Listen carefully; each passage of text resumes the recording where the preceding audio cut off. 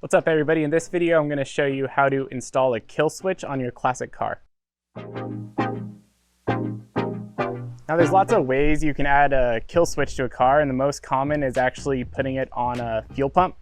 But if you have a classic car, you probably have a mechanical fuel pump, so this method doesn't work. So I'm going to show you how I go about killing the power to the distributor and why I prefer this method. I'll go through it while I'm working on the video. Let's jump right into it. So open up that hood and find your distributor or your coil. On the distributor, you will want to pull the plug that is going into the BAT terminal. It has BAT written right there. If you have a coil, then it's going to be the positive wire of the coil. Next, you want to get your test light, flip the ignition on and off, and then when the ignition's going on and off, the light's turning on and off. That means that your ignition's powering your distributor or your coil. Then you're going to track the cable that's coming out of the distributor or coil. Mine's this disgusting puke green color.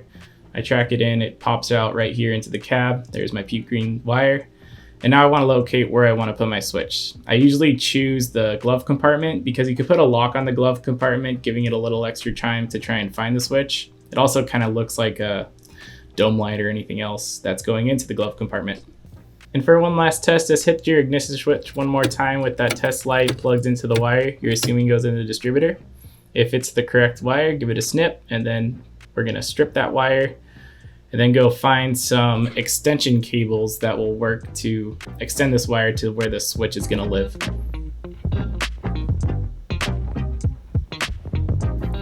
All right, I found a couple wires that are the same gauge as the wire I just snipped.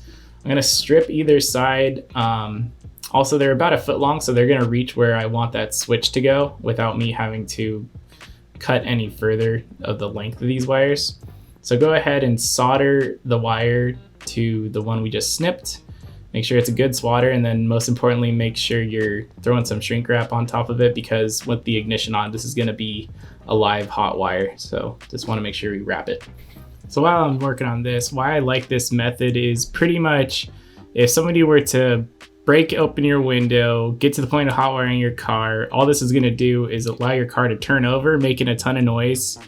And then by the time they finally find the kill switch, they probably drained your battery or burnt out your starter, which, you know, is not as bad as getting your whole car stolen. And that's why I like this method.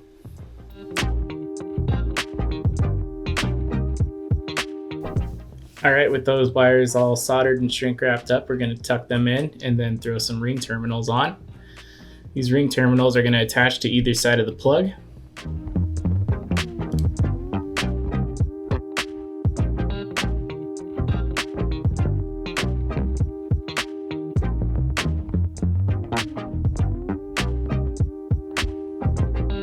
And the last thing we got to do here is attach these wires to the switch. The switch is a 2-pole single polarity switch, so pretty much it means it's on and off, and there's only one power source here, so it doesn't matter how you put the wires. Now we're going to test the switch out by going back to the distributor, plugging in that battery cable, and then back of the switch in the off position. Nothing happens. Flip to the on position, and booyah.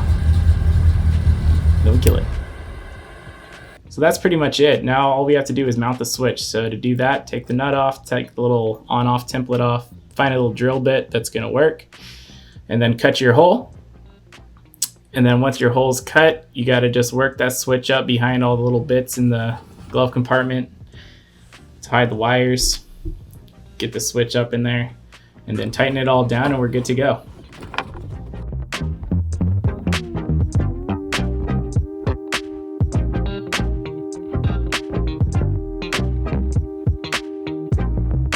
Switch is all in there nice and tight, not flopping around, looking good and hidden. And then the cables are all tucked away, just looks like some other dome light or dome switch light. That's it. So yeah, that was the whole video. Remember, this would probably drain your battery or burn out your starter if it went down to your car almost getting stolen like this, but hey, at least your car's not stolen. If this video helped you out, don't forget to like it. Check out my channel for more car related videos, and thanks for watching.